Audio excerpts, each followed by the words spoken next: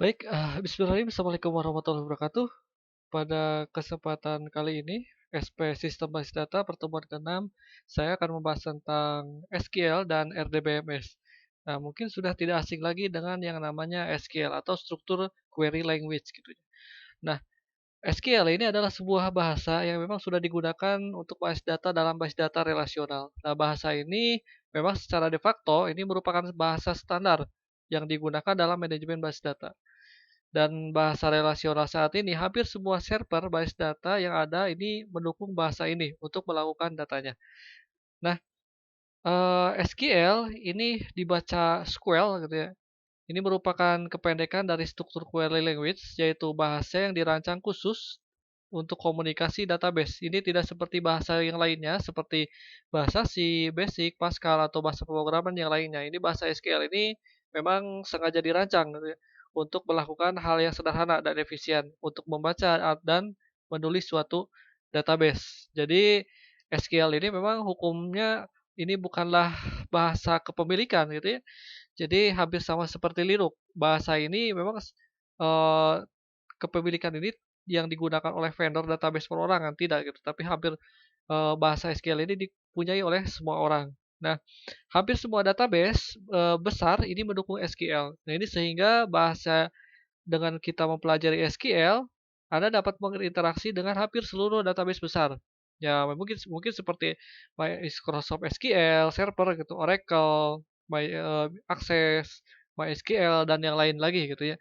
Jadi SQL ini, hal yang lainnya adalah mudah dipelajari gitu ya, karena memang semua statement yang dibuat berdasarkan kata-kata dalam bahasa Inggris secara umum. Jadi bahasa-bahasanya, perintah-perintahnya itu kebanyakan pakai bahasa Inggris perintahnya dan, sudah dimengerti oleh manusia gitu ya, beda dengan bahasa bahasa mesin ya. Nah, query ini adalah semacam kemampuan ya, kemampuan untuk menampilkan suatu data dari database di mana mengambil, dari tabel yang ada di database, namun tabel tersebut tidak semuanya ditampilkan. Jadi ada filterisasi gitu ya. Nah, sesuai dengan yang kita inginkan, data apa yang kita tampilkan, contohnya ini menggunakan bahasa query select all where kota sama dengan dalam tanda petik ini adalah Yogyakarta and umur 40. Jadi artinya adalah mencari, orang di kota Yogyakarta dengan umur 40 tahun lebih ya. Nah, ini, bahasanya seperti itu ya. Nah, SQL ini sejarah SQL dimulai oleh seorang peneliti IBM ya bernama Dr. Edgar Frankon. Ini membahas tentang ide pembuatan bahasa database relasional pada bulan Juni 1970. Nah, artikel ini juga membahas kemungkinan pembuatan bahasa, standar untuk mengakses data dalam database tersebut gitu ya. Maka bahasa tersebut kemudian diberi nama SQL gitu atau struktur English, Query Language gitu ya. Nah, setelah terbitnya artikel tersebut, IBM mengadakan proyek pembuatan database relasional berbasis bahasa SQL ini akan tetapi karena ada permasalahan hukum mengenai penamaan SQL, IBM pun mengubah menjadi namanya SQL dan implementasi database relasional ini dikenal dengan sistem R yang akhirnya pada tahun 1970-an ini muncul bahasa bernama Oracle. Nah, yang membuat server database populer yang bernama sama dengan nama perusahaannya gitu ya. Dengan naiknya kepopuleran Oracle, maka SQL juga ikut populer sehingga saat ini menjadi standar bahasa de facto ya dalam manajemen sistem basis data. Nah, SQL ini ada beberapa perkembangan dari mulai IBM di sistem R gitu pada tahun 1970-an. Jadi memerlukan suatu standarisasi karena memang SQL ini digunakan oleh banyak vendor. Nah, ini standarnya tahun 86 ini pertama kali meskipun tahun 70-an itu pertama kali dicanangkan, tahun 86 baru ada standar pertama, itu dalam SQL. Lalu direvisi lagi kecil-kecilan minor revision pada 89. 92 ini ada revisi yang lumayan besar dan 99 setelah krisis moneter ini SQL ini perluasan besar-besar. Jadi mayor extension dan standar terkini yang memang banyak sekali digunakan saat ini. Nah, terdapat tiga jenis perintah SQL, yaitu ada DDL, DML, dan DCL. Ini secara garis besar gitu ya. Nah, DDL ini atau Manipulation Language ya atau maaf, Data Definition Language ini data merupakan perintah SQL yang berhubungan dengan pendefinisian suatu struktur database. Ini dalam hal ini database tabel gitu ya. Jadi perintah SQL ini termasuk dalam DDL ini antara lain seperti alter, rename, drop gitu ya. Jadi lebih kepada pengaturan tabel dalam sebuah database ya. Nah, contohnya DDL ini perintah-perintah DDL. Contoh satu ini create table card 5, SN card 5 not null, SR char 20 not null, smiley not null, status smiley CT char 15. Jadi artinya ini membuat tabel namanya tabel S dengan panjang karakter sebagai serialnya yaitu 5, terus untuk nama panjangnya 20, untuk status tidak terbatas not null, atau apa kecil gitu ya, karakter kecil, terus ada kotak dengan 15 digit gitu ya.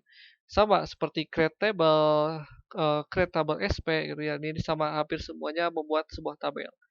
Nah, terus ada lagi ini rename. Nah, ini lebih kepada rename kolom. Jadi merubah nama apa tabel ya dan nama kolom gitu ya. Jadi contohnya membuat view supplier untuk status yang lebih dari 15. Contoh create view good supplier al select SN status city from statusnya lebih dari 15 ya. Ini untuk membuat view. Terus dan yang lainnya ya untuk rename kolom. Terus atau untuk rename warna. Nah, jadi DDL itu lebih kepada pengaturan sebuah tabel dalam database ya. Nah, terus ada lagi DML atau Data Manipulation Language. Manipulation Language ini DML ini merupakan perintah SQL yang berhubungan dengan manipulasi atau pengolahan data, record, tabel. Jadi pengaturan tabelnya, bukan pengaturan seluruh tabel, tapi pengaturan isi dari tabelnya. Nah, perintah SQL yang termasuk dalam DML ini antara lain seperti insert, update, delete gitu ya. Jadi contohnya ada tabel mahasiswa namanya si A untuk diupdate berarti jadi nama si B ada itu update atau untuk memasukkan data nama insert si A gitu ya. Contohnya ini menambahkan record di dalam sebuah tabel atau menambahkan sebuah data dalam sebuah tabel. Insert into S jadi untuk tabel S value Smith S1 Smith, terus 20 London, insert into value S2 Jones, 10 Paris, terus S3 blank 30 Paris. Jadi ini memasukkan data-data ke dalam tabel sebanyak 3 data gitu ya. Dan urutannya itu harus sama. Jadi urutan yang pertama, kedua, ketiga itu harus sama dan jenis karakternya juga harus harus sama. Nah, itu untuk memasukkan meskipun memang zaman sekarang itu sudah lebih mudahkan ya dengan berbasis kepada GUI ya. Nah, terus ada DML. Ini DML ini merubah contohnya merubah record ya masih DML. Ini merubah record contoh mengupdate. Jadi kita sering ketika kita ketik lalu typo di dalam Facebook atau apa gitu ya. Lalu kita edit lalu dirubah gitu ya, di kata-katanya dibenerin gitu ya. Nah, itu perintah DML-nya yaitu update. Meskipun yang kita kenal itu adalah edit ya, yang memang harusnya mah edit gitu ya. Tapi memang di dalam SQL itu katanya itulah update. Nah, jadi contohnya berubah set ya, berubah data record. Tabel P mempunyai nomor P2, warnanya dirubah menjadi kuning, beratnya ditambah menjadi 5. Berarti set warna yellow, wake sama dengan wake plus 5 where di dalam P2 ya. Jadi di dalam kolom P2. Nah, terus ada lagi delete. Nah, kalau delete ini eh, cuman mendelete data dari serial yang paling biasanya di dalam primary key-nya gitu. Primary key di delete from apa gitu ya atau S5. Nanti langsung ke delete di sana. Nah, terus kalau ini lebih kepada menampilkan. Nah, kita sering mencari di Google ya, di Google nyari apa, sebenarnya perintahnya itu select for. Jadi search gitu yang mungkin sering kita tahu itu search, padahal di dalam SQL itu adalah select ya. Terus nah ini select ya. Nah, fungsi-fungsi yang lain ini adalah fungsi aritmatik, contohnya count. Count ini menjumlahkan baris kolom, terus ada sum, ini jumlah nilai dalam kolom. AVG ini adalah rata-rata, max itu nilai terbesar, min nilai terkecil gitu ya. Dan banyak lagi, ini lebih kepada perhitungan aritmatik ya. Nah, contohnya ini menampilkan nomor total pada kuantitas penerimaan setiap part. Select from PN, sum quantity from SP group by PN. Berarti di carinya di dalam tabel PN, terus sumnya keseluruhan, kuantitasnya berapa, nanti dijumlahkan berapa, itu keseluruhan. Nah, terus ada yang ketiga itu jenis ketiga yaitu DCL ya atau Data Control Language. Ini merupakan perintah SQL berhubungan dengan mengatur hak akses. Jadi lebih kepada privasi baik terhadap SQL, database maupun file perintah SQL termasuk pada DCL antara lain grant dan revoke. Nah, contohnya grant. Ini grants privilege to Universitas Gunadarma to masyarakat. Jadi berarti ini adalah pengguna masyarakat dan mahasiswa boleh mengakses data Universitas Gunadarma. Nah, terus sintak grant privilege on student to mahasiswa Gunadarma. Jadi ini berarti penggunanya cuma mahasiswa saja yang boleh mengakses. Nah, terus ada revoke juga. Revoke ini umumnya dibentuknya seperti ini gitu ya. Contoh revoke insert delete on kuliah from John. Jadi artinya ini adalah perintah yang membatalkan hak dari John untuk melakukan insert dan delete pada file kuliah. Jadi lebih kepada privasi, siapa yang bisa nge-delete, nge-akses, terus melihat dan segala macamnya. Nah, ini ada beberapa SQL mungkin sudah tahu ya atau sering sering melihat SQL ini. Ada dalam Oracle, MySQL Server dari Microsoft atau yang paling murah itu atau yang gratisan itu Exam ya atau WAM atau apa banyak sekali ya di PHP MyAdmin. Nah, sebenarnya ketika kita membuat sebuah tabel gampang ya, tinggal kita masukkan nama tabelnya, langsung create. Tapi ternyata memang ketika dibuat sebuah bahasa pemrogramannya mungkin akan seperti tadi diajarkan, insert, delete atau apa gitu ya, atau create tabel atau apa. Nanti akan masuk tabelnya seperti apa. Yaitu memang sudah dimudahkan sekali kita itu ya, membuat tabel tanpa harus mengetahui bahasa pemrogramannya. Meskipun begitu itu bahasa pemrograman SQL itu kita harus mengerti. Jadi kalau suatu saat terjadi error, kita bisa memperbaikinya di sana gitu ya. Nah, terus ada istilah RDBMS atau Relasi Database Management System. RDBMS adalah sebuah program melayani sebuah sistem basis data entitas. Ini utamanya terdiri dari tabel-tabel yang mempunyai relasi dari satu tabel ke tabel yang lain. Nah, RDBMS ini sistem manajemen basis data relasional ini adalah perangkat lunak yang membuat pengelolaan basis data ya, yang disebut sebagai database engine. Nah, istilah RDBMS, database server, software, dan database engine mengacu ke hal yang sama, sedangkan RDBMS bukan database. Beberapa contoh dari RDBMS ini yang tadi disebutkan seperti MySQL, SQL Server, DB2, terus MyAccess, Symebase, banyak banyak sekali.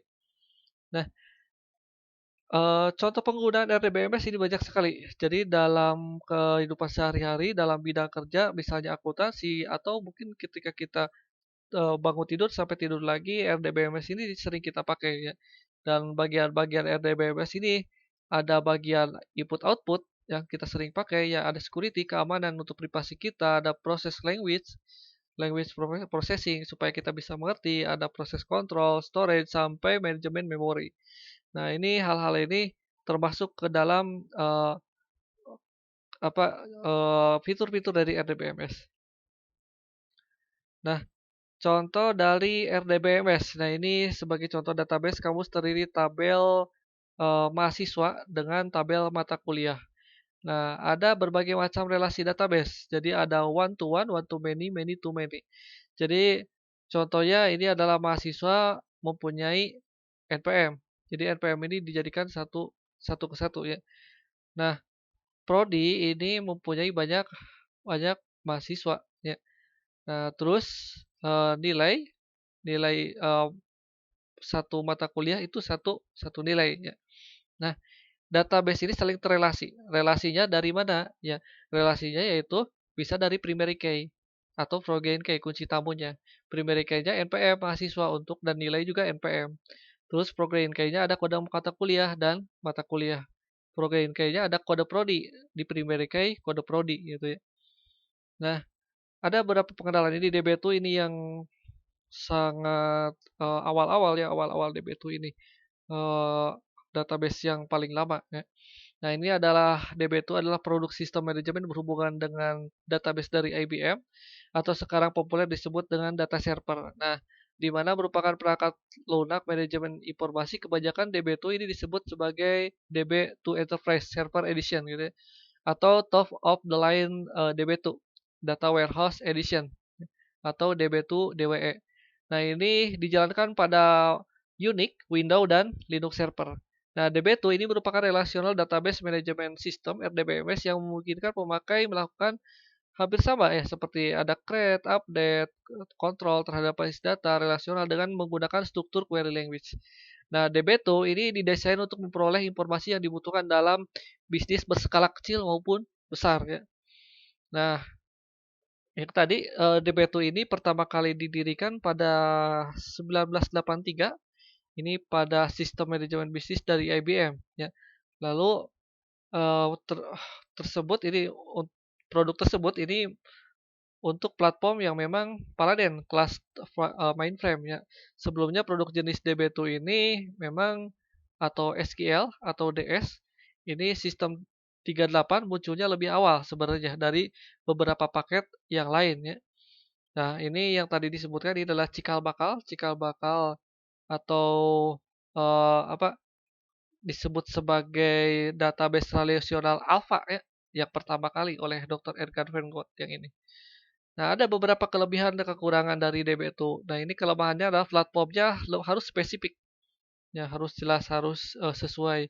Terus tidak boleh mendownload terus dari IBM. Ini kelanjutannya masih kalah dengan MySQL dan Oracle untuk updatingnya. Nah, kelebihannya mengurangi biaya administrasi, meningkatkan efisiensi, kebetulan storage, terus sangat mudah migrasi ke database lain dan support multi-platform. Nah, terus ada lagi Oracle. Nah, Oracle ini merupakan database relasional yang memang apa ya, dengan vendor yang sangat besar, dengan perusahaan besar ya. Ini mengurus maklumat secara terbuka, komprehensif dan berintegrasi. Vendor dari Oracle Corporation ini versi Tera 2 Tari, ini Oracle adalah Oracle ILG. Nah, software ini biasanya digunakan untuk pengaksesan data yang dilokal secara online. Nah, Oracle merupakan DBMS yang paling sukar dan paling mahal di dunia. Jadi, cuma beberapa perusahaan besar yang menyewa untuk sistem keamanannya dari Oracle yang memang bisa bisa memakai Oracle gitu dan berbayar. Nah, Oracle ini merupakan DBMS yang dibina khusus untuk organisasi berskala besar. Jadi bukan untuk skala kecil dan sederhana. Keperluan organisasi bersaing besar, tindakan yang sama dengan organisasi yang sama. Nah, organisasi besar ini memerlukan flexibility dan scalability gitu ya. Jadi akan dapat memenuhi penggunaan data dan informasi bervolume besar dan semakin besar gitu ya.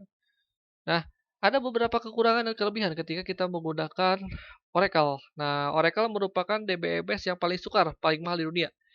Nah, penggunaan Oracle ini berkos tinggi dan dari pemangkasan yang kos sangat mahal ya. Terus DBMS ini paling sukar dipelajari karena cuma beberapa orang saja yang bersertifikasi Oracle yang bisa uh, mengerti gitu ya. Dan itu menjadi sebuah rahasia khusus gitu. Supaya apa? Keamanan dari Oracle itu tetap terjaga untuk konsumen. Nah, datanya yang bertambah ukurannya ini mengalami pelambatan proses. Jadi harus ada DBMS. Terus memerlukan spesifikasi hardware yang tinggi untuk menjalankan software Oracle. Jadi supaya berjalan dengan stabil. Jadi tidak boleh spek yang biasa-biasa saja gitu. Nah, kelebihannya ini memiliki banyak sekali ciri-ciri yang dapat memenuhi fleksibilitas organisasi besar, terus dapat pakaikan lebih dari satu server storage dan mudah transparan ya. Terus dapat menangani database berskala besar dan support berbagai macam platform, entah Linux, entah Windows dan apapun itu. Nah, terus ada MySQL. Ini adalah RDBMS yang gratisan ya. Nah, ini adalah sistem manajemen database yang bersifat open source yang paling populer saat ini.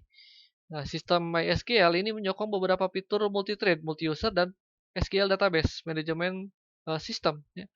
Nah, database ini dibuat untuk keperluan sistem database yang cepat, handal, dan mudah digunakan. Nah, ada beberapa kekurangan dan kelebihannya.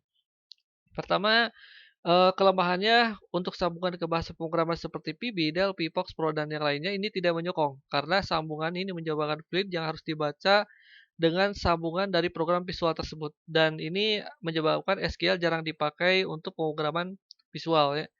Nah, terus data yang ditangani ini begitu besar. Terus dari sisi security ini keamanan tidak terlalu rumit ya karena sangat sederhana dan banyak diketahui oleh orang lain. Jadi sebuah SQL engine meskipun tidak sederhana SQLite gitu. Jadi yang datang dari OpenShift memang cukup digemari oleh web developer ya. Nah, kelebihannya Suite MySQL ini dapat diperoleh dengan mudah dan percuma, di gratisan gitu ya. Sintaksnya juga lebih mudah dipahami dan tidak rumit. Terus pengaksesan database juga dapat dilakukan dengan mudah. Disokong program umum ya seperti C, C++, Java, PHP, Python gitu ya. Terus memiliki sistem security yang cukup baik untuk verifikasi hostingnya. Nah, terus ada SQL Server dari Microsoft. Nah, ini RDBMS ini dirancang untuk arsitektur client server. Istilah client server ini dapat digunakan untuk merujuk kepada konsep yang sangat umum dan lebih spesifik ya, dari perangkat keras atau perangkat lunak. Nah, pada level sangat umum, sebuah client server atau komponen dari sebuah sistem ini meminta layanan atau sumber daya resource. Ya. Nah, ada beberapa kelemahan dan kelebihan dari SQL dari Microsoft SQL Server. Nah, ini kelemahannya hanya dapat diimplementasikan pada satu unit server. Jadi, jika terdapat tambahan server, maka hanya akan difungsikan sebagai passive standby server. Terus hanya boleh berjalan pada satu platform, yaitu Microsoft. Ya. Jadi tidak multi platform, tidak bisa di Linux, tidak bisa di apa, cuma di Windows. Terus merupakan software berlisensi dan mahal untuk perusahaan skala kecil dan menengah gitu ya. Kelebihannya ini sesuai untuk perusahaan kecil, menengah hingga besar. Jadi sehingga mampu untuk mengolah data dengan jumlah yang besar. Terus memiliki kemampuan untuk manajemen dan untuk manajemen user ya. Nah, ini setiap user boleh diatur hak aksesnya terhadap suatu database oleh database administrator. Terus memiliki tingkat pengamanan yang cukup bagus dibanding yang gratisan gitu ya. Terus memiliki kemampuan untuk backup, recovery data, dan memiliki kemampuan untuk membuat database mirroring atau clustering. Nah, terus ada Postgres. Nah, ini Postgres jarang sekali kita dengar ya. Ada Postgres SQL. Ini adalah sebuah sistem basis data yang memang disebarluaskan menurut perjanjian lisensi BSD ya, Linux BSD. Ini Piranti Lunak merupakan salah satu basis data paling banyak digunakan saat ini yaitu MySQL dan Oracle. Tapi Postgres SQL ini menyediakan fitur yang digunakan untuk replikasi basis data. Jadi, fitur-fitur yang disediakan oleh Postgres ini antara lain seperti DP Mirror, GP Post, Loading, Cluster, dan lain-lain. Jadi, Postgres ini adalah sistem database yang kuat untuk urusan relasi dan open source.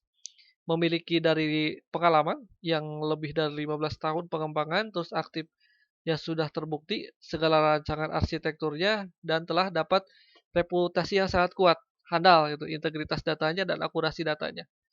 Nah, kelebihannya banyak sekali ya untuk Postgres ini dari mulai arsitektur multiprocessing, terus kondisi loadingnya simultan, ya, sampai Postgres ini memiliki apa yang disebut dengan rule atau tindakan custom ya. Jadi bisa kita definisikan eksekusi dari tabel-tabel ya, insert, delete, update. Jadi proses ini mempunyai kemampuan untuk membuat konektivitas dengan database lain ya. Seperti pgdump, interbase, pgaccess dan hampir semua database pada Linux ini bisa diakses. Kekurangannya ini, sedikit ya kekurangan dari Postgres. Yang pertama pasti kurang populer karena jarang sekali, kita dengar, kita pakai dan untuk bekerja di lingkungan web jika dibandingkan dengan MySQL. Terus juga kurang fokus dalam hal kelangsungan dan kecepatan, ya. Terus arsitektur ini multiprocessing, sulit diterapkan di Windows, ya, sebab Windows itu adalah amat thread oriented, ya. Terus Postgres ini sendiri bisa dijalankan di Windows melalui lapisan memang emulasi, pakai Cygwin, ya. Jadi ada emulatornya. Terus kurang unggul dalam hal ketersediaan fungsi build, terus replikasi Postgres ini belum disertakan distribusi standarnya dan Postgres sendiri terbatas hanya untuk bisa melakukan penambahan kolom, penggantian nama kolom dan penggantian nama tabel. Nah, baik itu saja. Terima kasih atas kehadirannya. Saya tutup. Wabillahi taufiq wal hidayah. Wassalamualaikum warahmatullahi wabarakatuh.